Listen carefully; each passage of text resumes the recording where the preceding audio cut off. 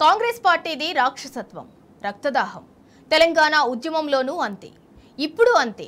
అదే తరహా క్రూరత్వం. అధికార కాంగ్రెస్ పార్టీ అరాచకానికి ఇవాళ ఒక బీసీ బిడ్డ అన్యాయంగా బలైపోయాడు. అతడి ప్రాణం పోవటానికి కారణమెవరు?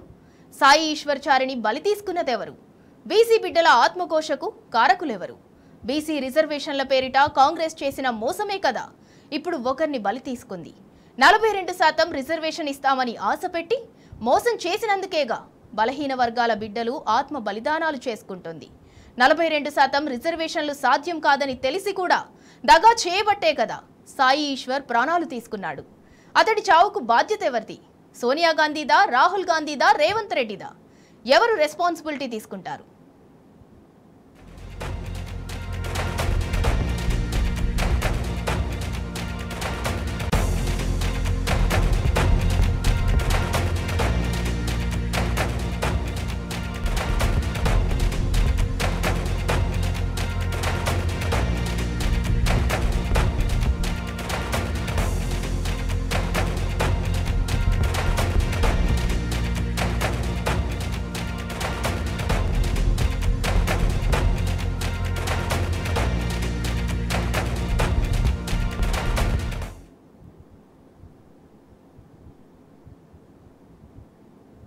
తెలంగాణ ఉద్యమంలో కూడా కాంగ్రెస్ పార్టీ ఇలాంటి ద్రోహమే చేసింది కదా. నాడు తెలంగాణ ఇచ్చినట్టే ఇచ్చి వెనక్కిపోయినందుకు ఎంత పెద్ద పోరాటం జరిగింది. ఆనాడు 1400 మంది తెలంగాణ బిడ్డలు ఆత్మహత్యలు చేసుకోలేదా? డిసెంబర్ 9న ప్రకటన చేసి తెలంగాణ ఇవ్వకుండా తాత్సారం చేసి 1400 నాటి సోనియా సర్కార్ కాదా? ఇప్పుడు బీసీలతోనూ అదే రకమైన వికృత క్రీడకు తెగబడటం లేదా?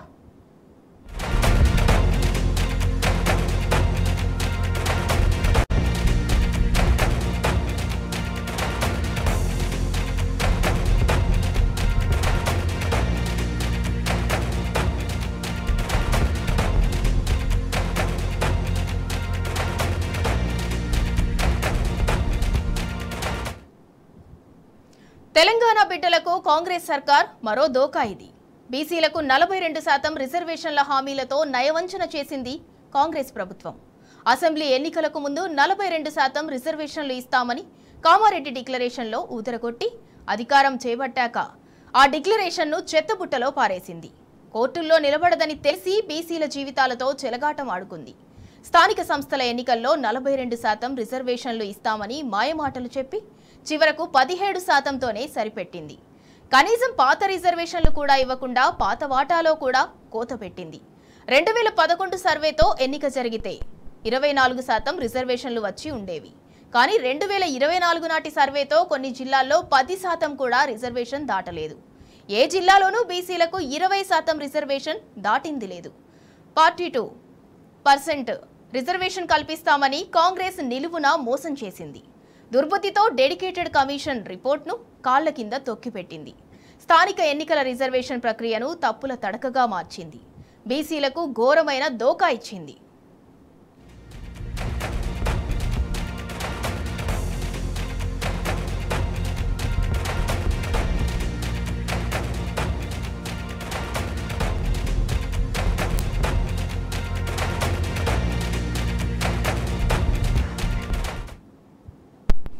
బీసీ బిడ్డ సాయి ఈశ్వర్ ఆత్మ బలిదానంపై బీఆర్ఎస్ వర్కింగ్ ప్రెసిడెంట్ కేటీఆర్ తీవ్ర ఆవేదన వ్యక్తం చేశారు. బీసీ రిజర్వేషన్ల పేరిట సీఎం రేవంత్ చేసిన దారుణమైన మోసానికి ఒక యువకుడు నిండు ప్రాణం బలైందన్నారు. స్థానిక సంస్థల ఎన్నికల్లో 42% రిజర్వేషన్లు కల్పిస్తామన్న హామీకి కాంగ్రెస్ సర్కార్ తూట్లు పొడవటాన్ని తట్టుకోలేకే ఈశ్వర్ ఆత్మాహుతి చేసుకున్నాడని చెప్పారు. పంచాయతీ ఎన్నికల్లో బీసీ రిజర్వేషన్లు కేవలం 17%కే కుదించిన ముఖ్యమంత్రి రాష్ట్రంలోని వెనుకబడిన వర్గాలకు వెన్నుపోటు పొడిచారని కేటీఆర్ నిప్పులు చెరిగారు. ఇది ముమ్మాటికి కాంగ్రెస్ ప్రభుత్వం చేసిన హత్యేనన్నారు. సీఎం రేవంత్ తో పాటు కాంగ్రెస్ నేత రాహుల్ గాంధీ కూడా సాయి ఈశ్వర్ మరణానికి బాధ్యత వహించాలని డిమాండ్ చేశారు.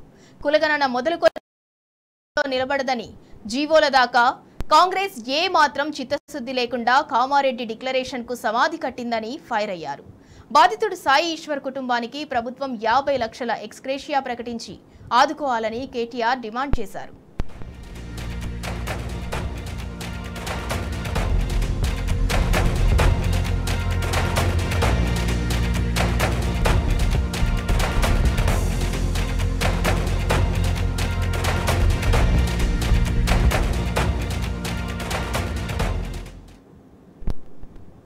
కేటీఆర్ చెప్పినట్టుగా ముమ్మాటికి ఇది సర్కారీ హత్యే. కాంగ్రెస్ చేసిన ఈ మోసం వల్లే మనస్తాపం చెంది సాయి ఈశ్వర్చారి ఒంటి మీద పెట్రోల్ పోసుకున్నాడు. బీసీ రిజర్వేషన్ల కోసం ఆత్మ బలిదానం చేసుకున్నాడు. తీవ్ర గాయాలతో ఆసుపత్రిలో చికిత్స పొందుతూ కన్నుమూశాడు. బీసీలకు 42% రిజర్వేషన్లు అని చెప్పి కాంగ్రెస్ ప్రభుత్వం మోసం చేసిందని, అందుకే బలవన్మరణానికి పాల్పడుతున్నానని చెప్పి మరీ ప్రాణత్యాగం చేశాడు సాయి ఈశ్వర్చారి. మరి ఇది ఎవరి పాపం? కాంగ్రెస్ పార్టీది కాదా? రేవంత్ రెడ్డి ఈ ప్రశ్నలకు ఏం జవాబు చెప్తాడు?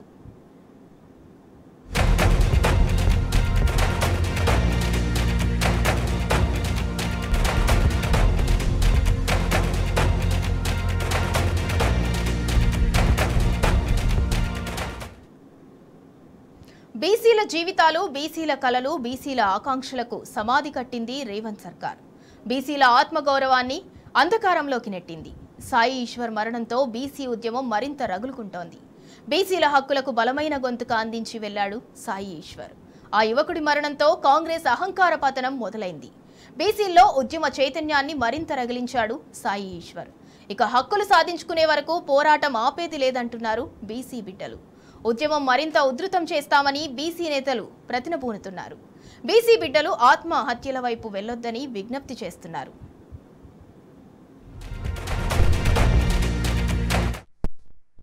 నా చావుతోనైనా ఈ ప్రభుత్వం కళ్ళు తెరుస్తుందని, నేను మరొక శ్రీకాంతాచారి లాగా నేను చనిపోతే లేకపోతే నేను ఆత్మహత్య చేసుకుంటే 42% రిజర్వేషన్ వస్తుందని ఆయన స్లోగన్స్ ఇస్తూ మరి కాల్చుకోవడం అనేది చాలా బాధాకరమైనటువంటి అంశం. తెలంగాణ రాష్ట్రంలో ఉన్నటువంటి బీసీ మిత్రులకు, బీసీ సోదరుమణులకు, యువకులకు నేను రిక్వెస్ట్ చేసేది ఒకటే, మనము బతికి 42% రిజర్వేషన్ సాధించుకుందాం.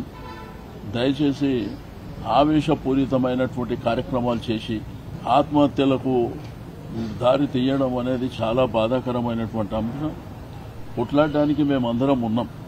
ఎందుకంటే ఈ కాంగ్రెస్ ప్రభుత్వం 2 ఏళ్ల నుంచి మోసం చేసుకుంటూ అసెంబ్లీలో పెట్టి, బయట పెట్టి, ఢిల్లీలో పెట్టి రకరకాలుగా మోసపూరితంగా చేసి లాస్ట్కు వస్తే పంచాయతీ ఎన్నికలలో 17% రిజర్వేషన్తోనే ఎలక్షన్ జరుగుతున్నటువంటి సందర్భంలో తన ఆవేశానికి లోనే జరిగినటువంటి ఘటన. నేను రాష్ట్రంలో ఉన్నటువంటి బీసీ సమాజానికి రిక్వెస్ట్ చేసేది ఒకటే, ప్రత్యేకించి యువకులు కూడా రిక్వెస్ట్ చేస్తా ఉన్నాను, కాకండి, తొందరపడి నిర్ణయాలు తీసుకోకండి. మీ పక్షాన పోరాటం చేయడానికి, ఈ ప్రభుత్వం మెడలు వంచడానికి మేమున్నాం. ఒకటే చెప్తున్నా, ఈ ప్రభుత్వానికి కావాలని బీసీల సంఖ్యను తక్కువ చూపించి, నిన్ను ఎవరు అడిగిన మిమ్మల్ని 42% ఏ లెక్కలు ఇస్తున్నారు? అయినా నిజంగా 42% అని వస్తే చాలనుకున్నాం. కానీ మీరు సంఖ్యను తక్కువ చూపించి అవమానపరిచిండ్రు. చాలా కులాల సంఖ్యను కించపరిచే విధంగా చూసిండ్రు. దేశం మొత్తం కూడా ఇలా బీసీ అని జపం చేస్తుంది, కానీ ఎవడు చేయట్లేదు. కేంద్రంలో చిన్న మంత్రిత్వ శాఖ లేదు. ఇక్కడ ఈ ప్రభుత్వం అయితే పూర్తిగా తడిగుడ్డ పట్టి కోసేస్తుంది. అందరి ఐక్యమై కొట్లాడి సాధించుకుందాం తప్ప ఇట్లా మనం ఆత్మహత్యలు చేస్తూ పోతే ఇక మనం కష్టమవుతుంది. కనుక ఈ ప్రభుత్వాన్ని ఎట్లా మనం గడగడలాడించాలి, ఇలాంటి మోసపూరిత ప్రభుత్వాలను ఎట్లా మట్టి కరిపించాలి, పోరాట పంత ఎట్లా ఎన్నుకోవాలి అనే దాని మీద మీరు అందరూ ఆలోచన చేయాలి. మేధావులందరూ కూడా ఆలోచన చేయండి దయచేసి. మేము పార్టీల పరంగా మేము ఉన్నాం, మేము కొట్లాడడానికి సిద్ధంగా ఉన్నాం. కొట్లాడితే ఏదైనా సాధించవచ్చు. కనుక దయచేసి ఆత్మబలిదానం వైపు చూడకండి, పోరాటాలు ఎట్లా చేద్దామని చూడండి. అందరూ ఐక్యంగా అండి.